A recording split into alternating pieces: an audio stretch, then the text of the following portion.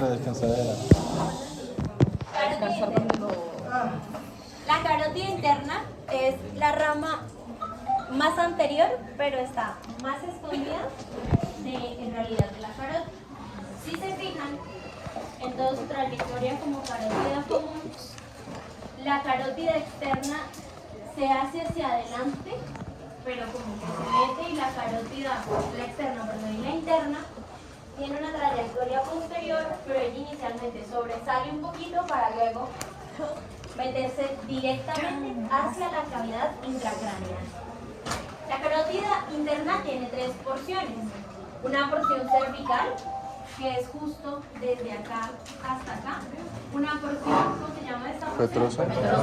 Petrosa, porque está dentro del hueso, dentro de la porción petrosa del hueso temporal.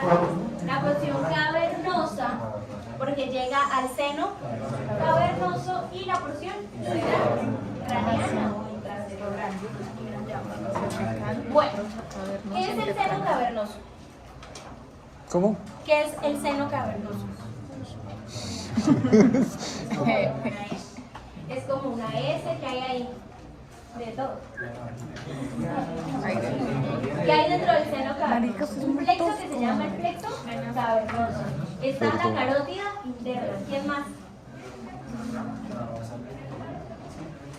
¿Qué pares craneales están por ahí? ¿Qué más? ¿El tercero? ¿El oculomotor? Lo que pasa es que, sí, no, es que él sí está, pero él se va muy lateral. El resto se van muy mediales y el otro se va muy lateral. Bueno, ¿para qué hablo del seno cavernoso? Por lo que tú nombrabas, el triángulo de la muerte o el triángulo de Philaltop. El triángulo de Philaltop es el área comprendida entre el borde superior del labio superior hacia las dos alas de la nariz y sube en vértice hasta el centro, pues, de los ojitos. Ese es el famoso triángulo de la muerte. Porque cualquier infección, barrito, granito que ustedes se vean ahí, si lo llegan a presionar y se causa una celulitis, se va directamente para el seno cavernoso por vía venosa. Eso es un plexo. ¿Qué es un plexo? Es como una red, si se fijan. Esa red del plexo venoso del seno cavernoso abraza la carótida en su porción cavernosa y se trombosa, o sea, hace un coágulo. Se hace un coágulo y se murió el paciente. No tan rápido, pero se murió el paciente. ¿Por qué? Si hago una trombosis del seno cavernoso, se me lesiona la carótida interna y de ahí lesiono irrigación anterior, irrigación media del cerebro. Aparte, pues, de todas las cositas que tenemos en los ojos.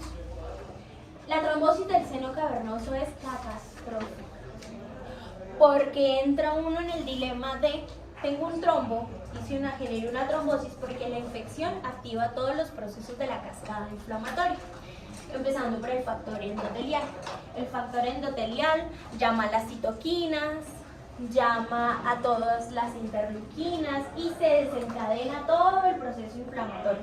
Natural killers, bueno, muchas cositas que luego van a ver en cuarto, tercero, ¿cuándo ven ninguno? No hagan vacacional, vean ninguno, porque si no se van a perder de muchas cositas. Bueno, en fin, este proceso inflamatorio al final genera un trombo, porque debo contener la supuesta infección o la infección que estoy desencadenando para que no pase al sistema nervioso central, pero pues causa un coágulo que me va a generar lesión en el sistema nervioso central.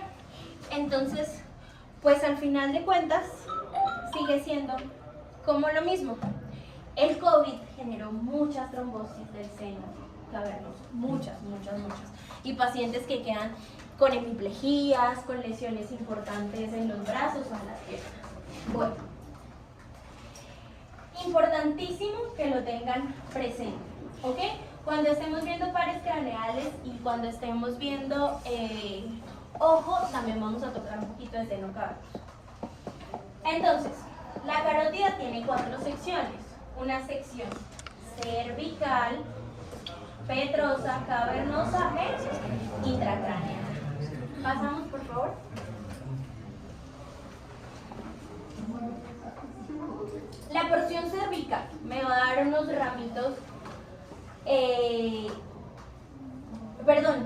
No me va a dar ramitos porque ella viaja solita y asciende. En la porción petrosa tenemos como los principales ramitos que van a ser unos que van hacia toda la zona timpánica anterior, unos ramos pterigoideos, que es esto que vemos acá. Y ella asciende y va a formar toda la porción cavernosa. Si se fijan, tiene esta forma de S. Hace prácticamente como la misma forma del seno. Y acá está todo el plexo venoso abrazándola por delante y por detrás. Dentro de la porción cavernosa tenemos unas que van basales o hacia el tentorio. ¿Qué es el tentorio? La tienda del cerebelo. ¿Qué es la tienda del cerebelo? Una membrana. ¿Esa membrana qué es?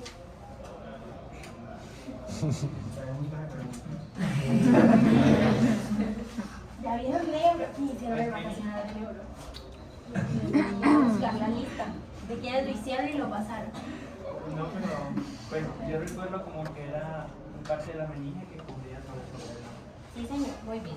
Es la meninge. La meninge que se hace o se dobla por el lóbulo occipital, da la tienda del cerebelo, porque pues, de ahí hacia arriba es supratentorial y de acá hacia abajo es infratentorial. Entonces, estas ramitas van para esa porción tentorial, que es todo esto que vemos acá. También tiene unas ramas, o sea, unas van marginales, otras van posteriores, unas ramas meningias, unas ramas ganglionares, para el famoso o abraza o le da irrigación al ganglio del trigémino, al más grande, que tiene pues, los 3 bracitos.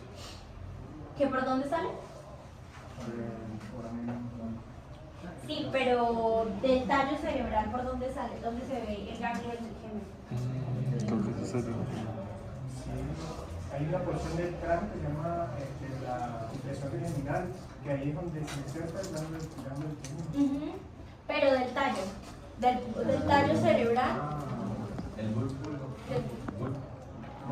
Los núcleos, está preguntando por los núcleos, no el origen aparente. El origen aparente. Y el ganglio del trigémino, el ganglio, la manito con las 3 ramas. No los ojos. En fin. Unos ramos que van para el seno cavernoso. Obviamente pues el seno cavernoso se debe nutrir y aparte pues toda su parte de lo que trae de los ojos va hacia el seno cavernoso, pero toda esta porción también se debe nutrir de sangre oxigenada y dan todas estas ramas propias del seno cavernoso. Y una de las ramas más importantes, esta, que va para la hipófisis, que es la rama hipofisiaria. La hipófisis es la glándula endocrina maestra de todo el cuerpo. Tiene un eje neuronal y tiene un eje endocrino. ¿Sí? Toda la parte anterior o la de la hipófisis maneja todas las estructuras o todas las glándulas endocrinas del cuerpo, ovarios, testículos, las suprarrenales, la tiroides, bueno, las glándulas mamarias.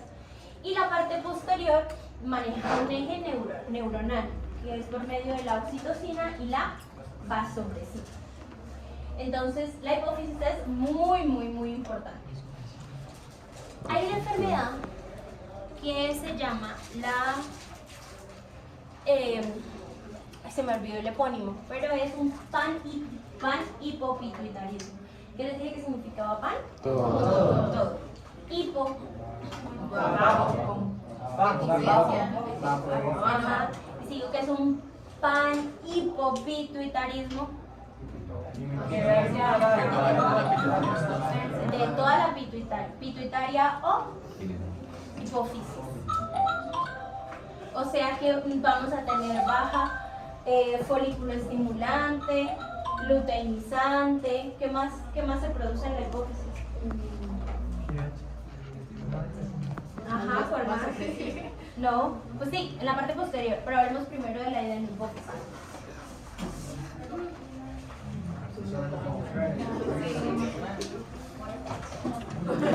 Por eso. Préstamela. Hormona de crecimiento. ¿Qué más? Yo les dije dos, FSH y LH. Ajá, folículo estimulante y la otra, ¿cómo se llama? La luteinizante. Por eso no pregunto sobre el ciclo básico. ¿Qué más? ¿Qué más? ¿Qué más?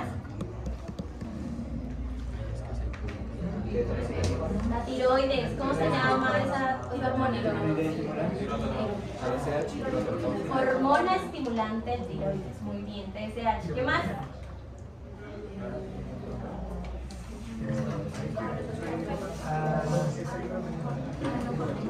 Adenocorticotrópica, muy bien. Adrenocorticotrópica. Va a estimular todo lo que tiene que ver en la glándula suprarrenal con los mineralocorticoides, con los glucocorticoides y con el sistema de renina-angiotensina-aldosterona. Bueno, en fin. El panhipopituitarismo es una patología. ¿Me pueden hacer el favor de buscarme el epónimo? Es que no recuerdo el nombre en internet. Coloqué el epónimo de panhipopituitarismo. Creo que se llama síndrome de Sheehan, creo. Esto le pasaba a las maternas hace unos años que parían en la casita.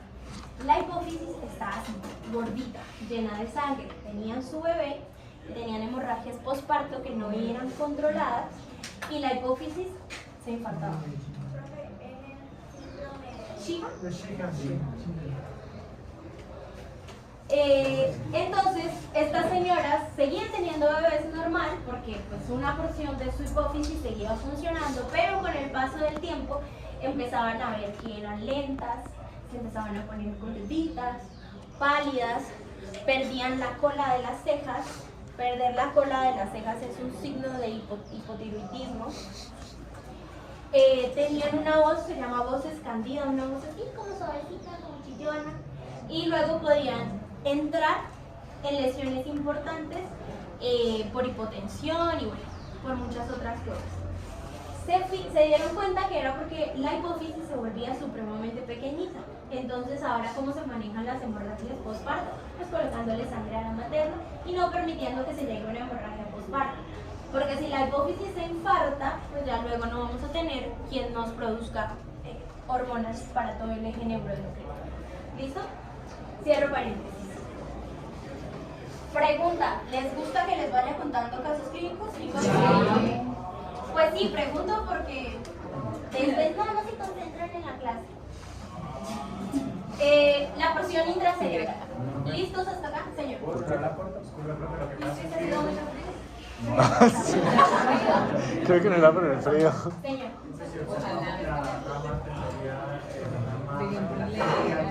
Vemos que ahí ella como que antes de ser natural de toda ella se vincula, dando también el rapopilus, y el rapopilus yo lo puse como la porción imperativa, no de la porción petrosa. No, es de la porción petrosa. Cavernosa. Es de la porción cavernosa. Sí, pero allá sí. Sí, claro. Esto va para acá. Y yo me puse, o sea, yo dije, seguramente será un ramo locomotivo o algo así. No. Esto va acá. Bueno, la porción cerebral. Todas las porciones de la carótida son importantes. Todas. Lo que pasa es que si nos vamos a enfocar en importancia a nivel neurológico, pues digamos que va a ser un poco más relevante las porciones intracraneales. Pero, dato curioso, donde más se llena de grasa es en el bulbo carótido y en la carótida común. La fotico que les envié hoy, ¿qué decía? Había algo de una estenosis, de un porcentaje ahí, pero no recuerdo. Creo que era el 21.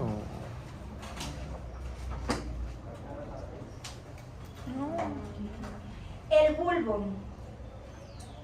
Si se fijan en la imagen donde dice estudio carótido y vertebral, hablan de que hay un taponamiento, no dice el porcentaje, pero está justo entre la división de la carótida interna y la carótida externa, del lado derecho. Perdón, izquierdo. Derecho, derecho.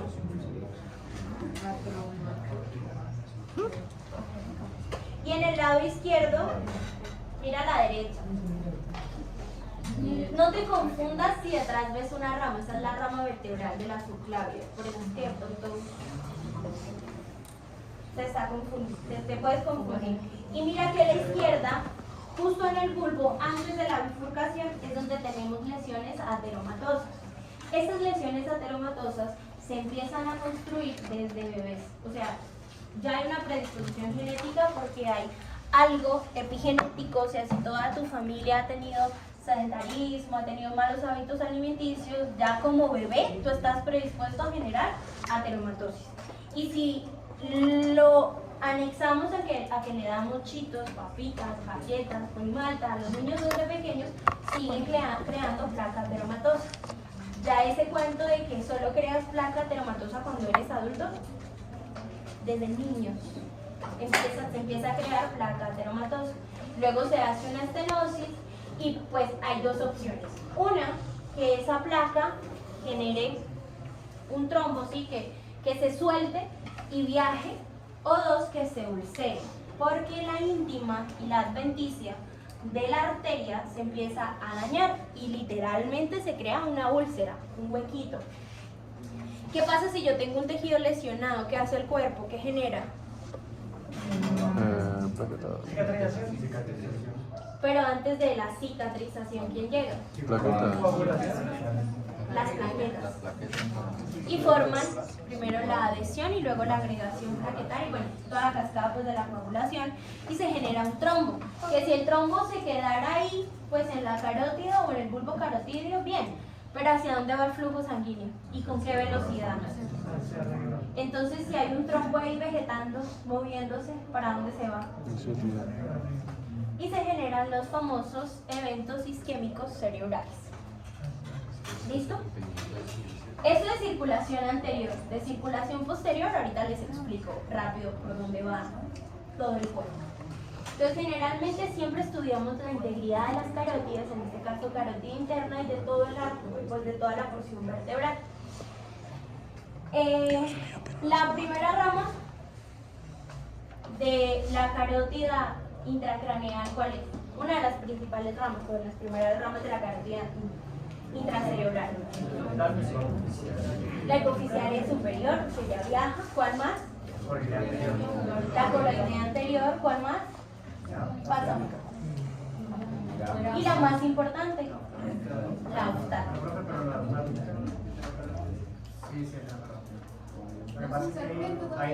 De la carótida intracraneal o intracerebral o cerebral. La arteria oftálmica hoy no la vamos a estudiar a fondo, porque cuando veamos ojito, vemos todas las ramas que tiene la arteria oftálmica. Importante, las más importantes, ¿sí? Son la arteria central de la retina, ¿sí? Que viaja por todo el nervio óptico y le da irrigación al nervio óptico. Las arterias terminales que van para todo el cuerpo ciliar. Hay una rama que es la rama lacrimal, ramas propias para los músculos de los ojos, recto superior, inferior, medio, lateral y los oblicuos inferior y superior. Una rama que va para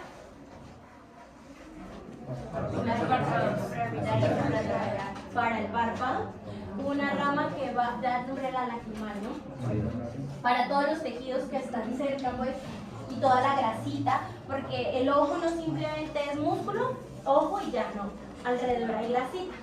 Y esa grasita también está irrigada por arterias de la rama oftálmica. Y hay una rama que es anastomosa con la arteria angular.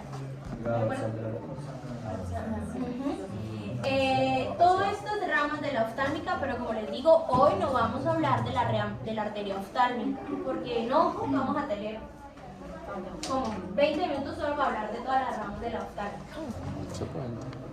Importante que sepan que la arteria oftálmica, o justo la bifurcación, regrésate un segundo,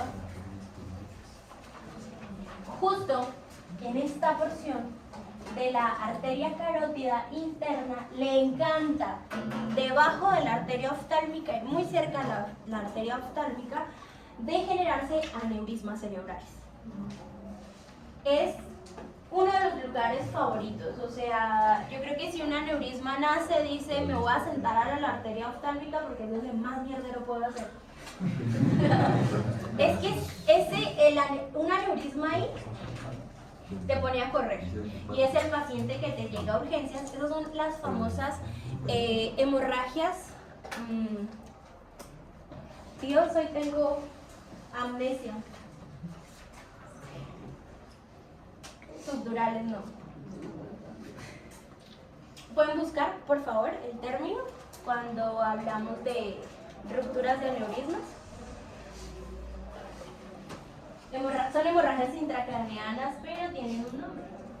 Me sé la escala. Hay una escala que se llama la escala de Jung-Hess y la escala de Fisher. Y no es el nombre de la patología.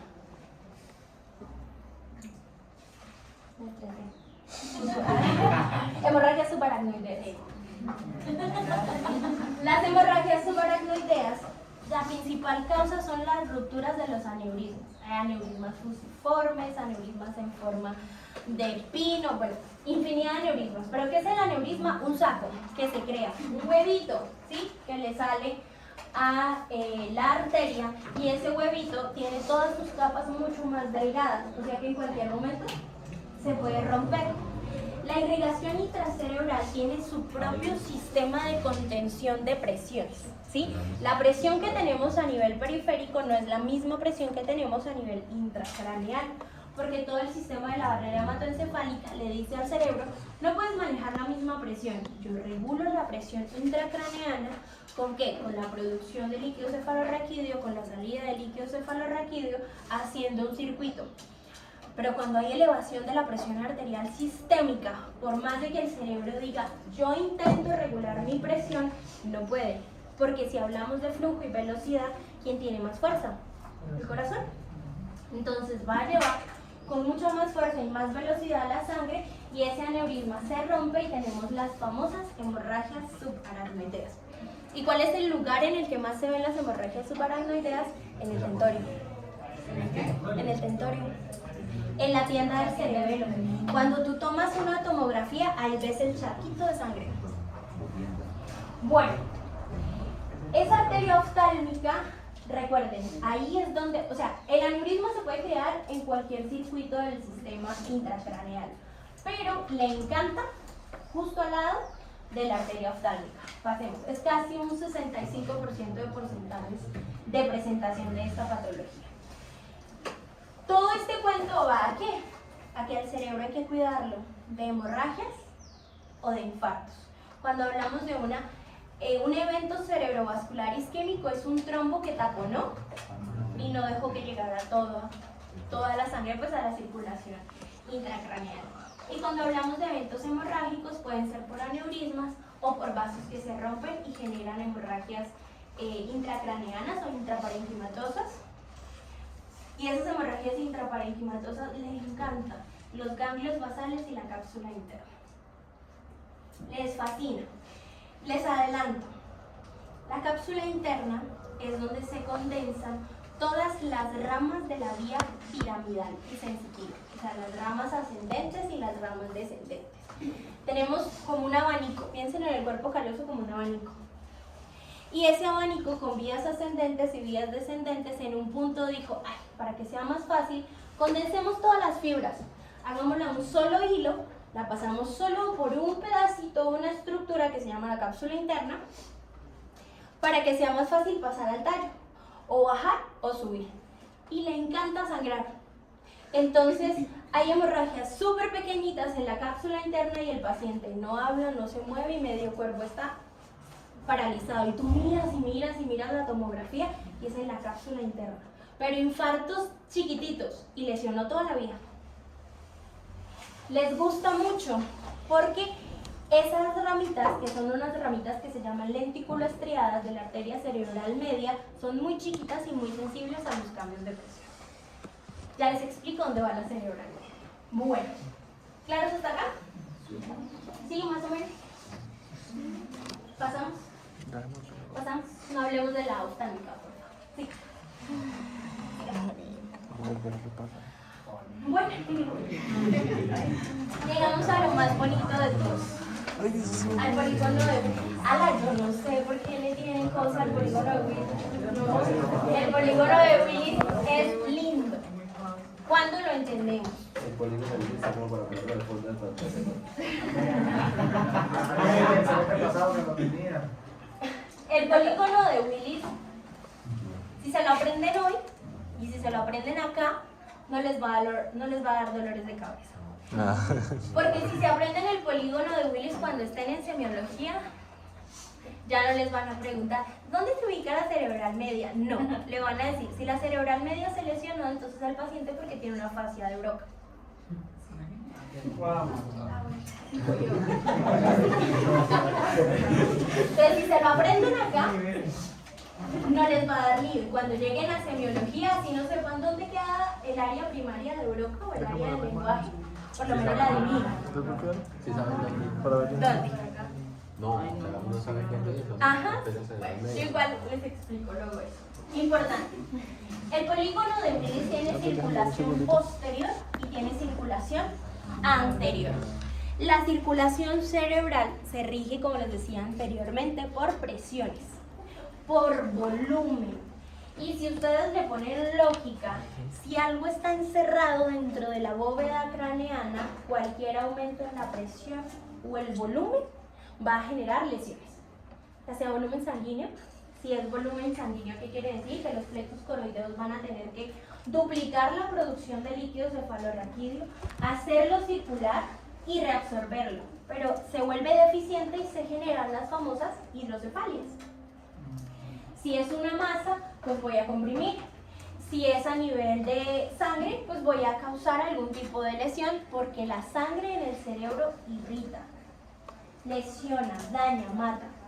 ¿Sí? A pesar de que todo esté altamente irrigado, no es lo mismo, por ejemplo, que sangre el músculo. Si el músculo sangra, se genera el hematoma y luego se empieza a reabsorber, pero el músculo queda intacto. Si el cerebro sangra, se genera la famosa necrosis de licuefacción, ya sea por sangrado o sea por parte isquémica, y el cerebro literalmente se autocome. Se empieza a comer, todas las células de la glía empiezan a comer y a formar cicatriz. Entonces, por eso es que hay que cuidarlo tanto. ¿Cómo lo cuidamos? Desde ahorita. No coman basura, por favor. ¿Cómo se llama esta arteria? ¿Cuál? La carótida interna. ¿Esta cómo se llama? La oftalmica. Acá es donde más aneurismas generamos. ¿Listo? La carótida interna da una primera rama, que es esta rama, que se llama la arteria cerebral media. Yo les dejo una tarea. ¿Cuál? Que me gustaron los territorios de No. al otro grupo. Como ustedes no son comunicativos, no se dijeron qué tarea era, pero sí sabían. En fin, tarea para la próxima clase. De pronto les sale en el parcial.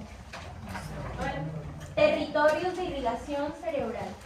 Van a mirar qué irriga la cerebral media, qué irriga la cerebral anterior y qué irriga la cerebral posterior. Por favor. La primera rama que sale de acá se llama la cerebral media. La rama cerebral media tiene forma de manito.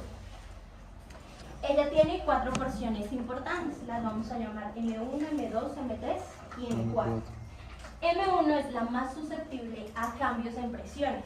Le da ramas a los ganglios basales, le da ramas al tálamo y le da ramas a la cápsula interna. Quienes ya vieron neuro y quienes no vieron neuro, pues sabemos que a nivel de, ¿qué porción es eso? Diencéfalo, telencéfalo, ¿qué es eso?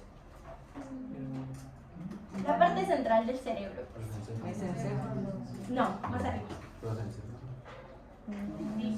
Creo que es de Toda la encéfalo. porción del diencéfalo, donde está el tálamo, los ganglios basales. ¿Cuáles son los ganglios basales?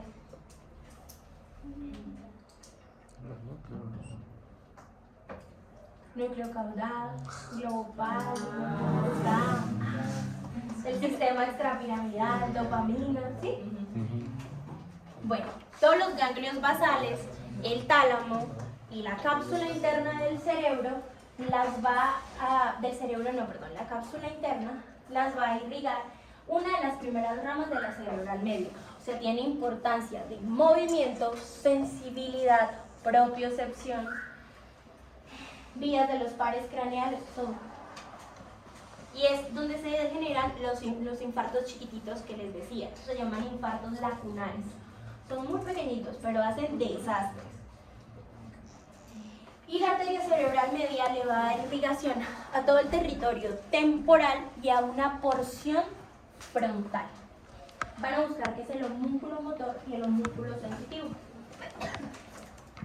Y ahí van a entender por qué si hay lesiones de la cerebral media, se me duerme el brazo, pero si hay lesiones de la cerebral anterior, se me duerme la pierna.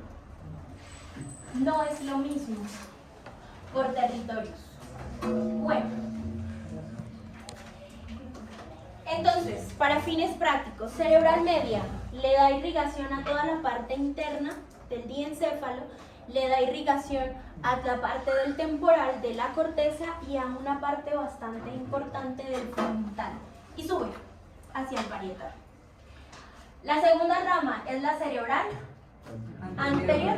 La cerebral anterior abraza un poquito el polígono y se va por toda la parte inferior y sube hacia el frontal. Le da irrigación al frontal en toda la parte bien anterior, a toda el área prefrontal, que es donde se genera la voluntad y el control de la conducta, el área prefrontal, y se va hacia parietal y se mete más o menos hacia la hoz del cerebro para irrigar toda la parte central del frontal, pero un poquito hacia el lóbulo parietal. ¿Listo? Bueno, entonces, si se lesiona la cerebral anterior, podemos tener problemas de habla, de conducta y de movimiento. Pero ustedes me van a decir de movimiento en dónde.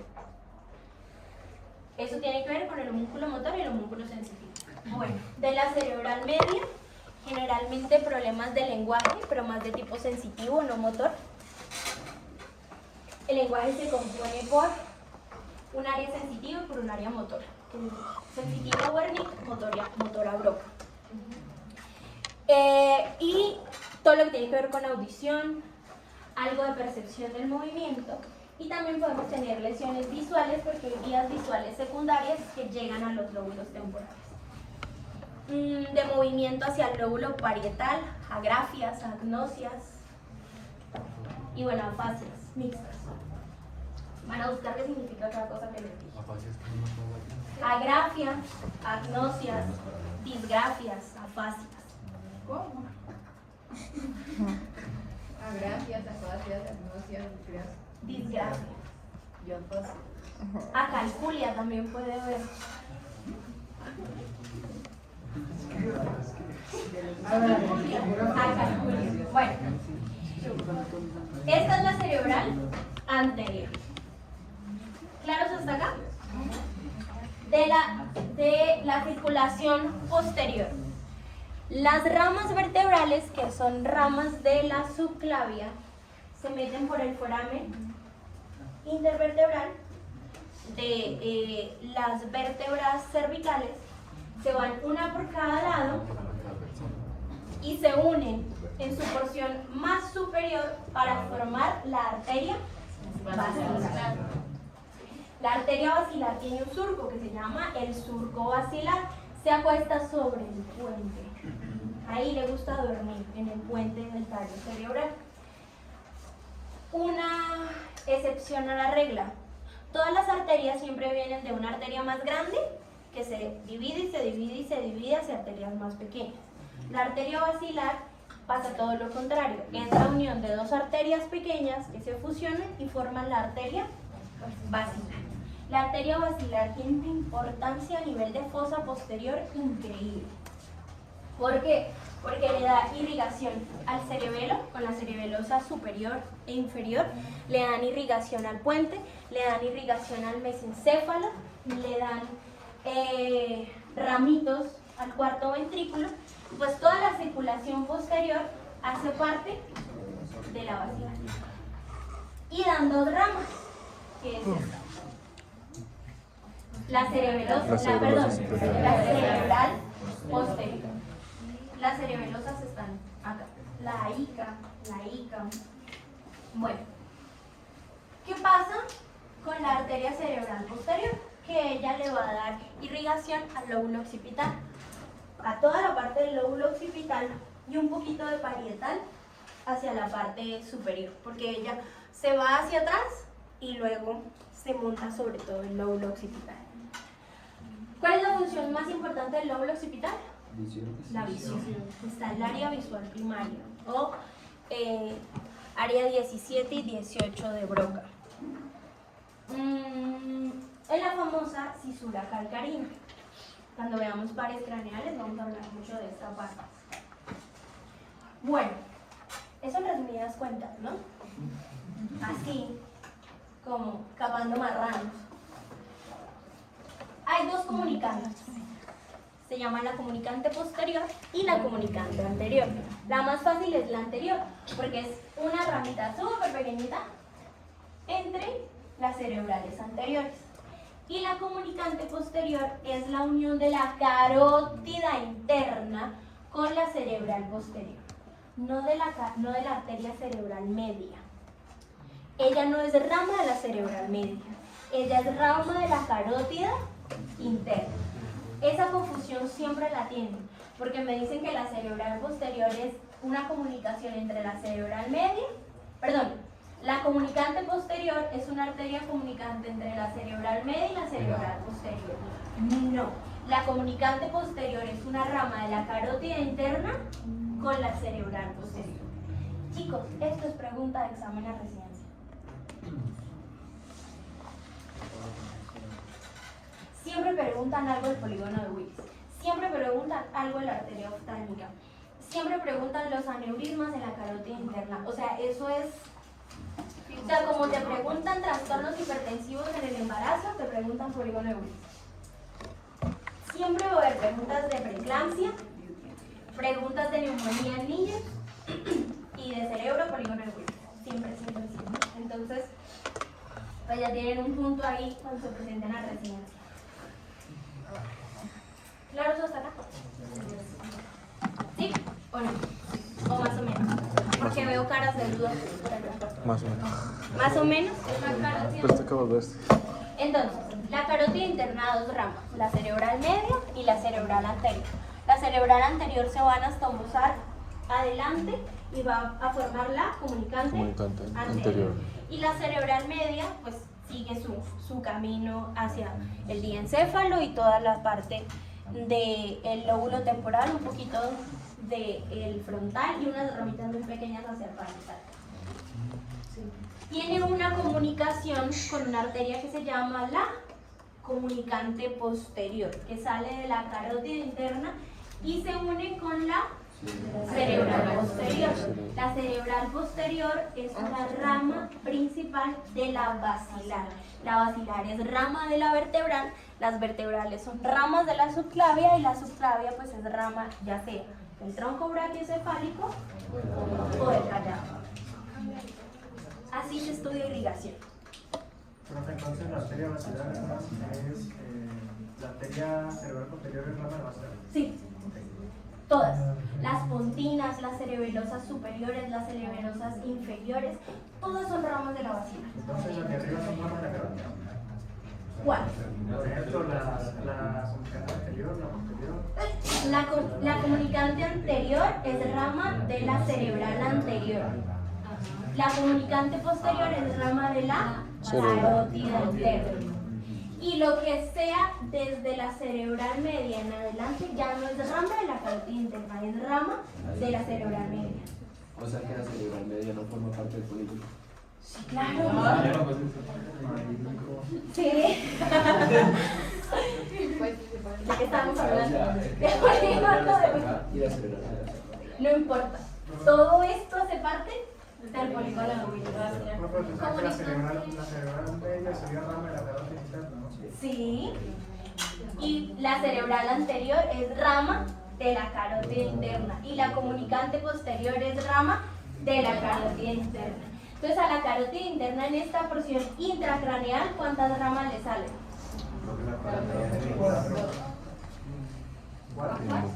La carótida interna en esta porción, ¿cuántas ramitas le salen? Le sale oftálmica, cerebral anterior, cerebral media. Es que hay ramas precomunicantes y poscomunicantes, pero no vamos a entrar en detalles en esto. Hay una rama que se llama la rama coroidea. Bueno, hay muchas ramas coroideas, unas que son ramas de la cerebral media, generalmente, que van para los plexos coroideos de los ventrículos laterales del tercer ventrículo. Y la arteria basilar da ramas para el plexo coroideo del cuarto ventrículo. Pero no lo interesa. Bueno, cuando ustedes hagan en su casa el dibujito de los territorios de irrigación cerebral, pues van a entender. Y si aparte le dibujan el homúnculo motor, el homúnculo sensitivo y colocan los dibujitos de las áreas del lenguaje, van a decir, entonces si tengo lesión de la cerebral anterior, no voy a poder mover, no sé, y no voy a poder hablar o escribir. ¿Sí? Entonces, con esa imagen se van a poder ubicar con respecto a esto. ¿Por qué no se los cuento? Porque si se los cuento, en el aprendizaje cuando uno investiga, lee, dibuja, se refuerza un poquito. Y siempre hay que dejarles algo a ustedes para la casa, para que aprendan, para que estudien. ¿Preguntas? Las pontinas para qué sirven. ¿Qué significa pontina? Puente. El puente. ¿Qué hace el puente? ¿Nada? Comunica. ¿Existe? Creo que comunica los dos hemisferios, algo así. No, ese es el cuerpo calloso. No, es ¿Qué más? Solo el cerebro. el cerebro con el mesencéfalo. ¿Dónde está ubicado? A ver, es que creo que no nos ubicamos acá. ¿Me puedes hacer un favor? Buscas la imagen del cerebro de la primera charla. Mi asistente. A ver, mira. Quiero que te ubiques un poquito. ¿Cómo es tu nombre? ¿Cómo? Yo, brillo. ¿Qué? Diminutivo. Brillo. Ok. Me voy a decir así. Break. Cuando hablé de la basilar, les dije que estaban ubicados en el puente. Busquen puente. Busquen tallo cerebral en sus celulares en el drive. Lo proyectan.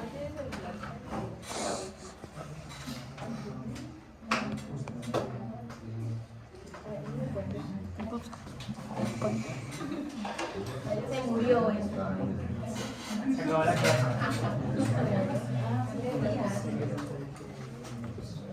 Ok.